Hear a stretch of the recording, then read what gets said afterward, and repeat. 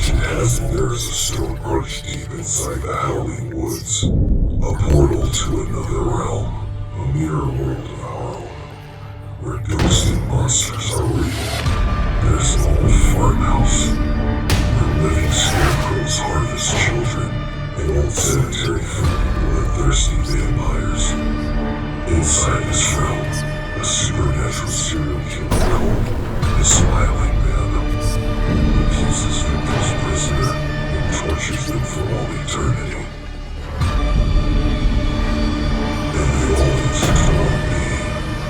They call him the Hallow, the demon of Halloween, a shape-shifting shadow, moving in between the trees in the dead of night, using their suffering to feed the soul of Halloween.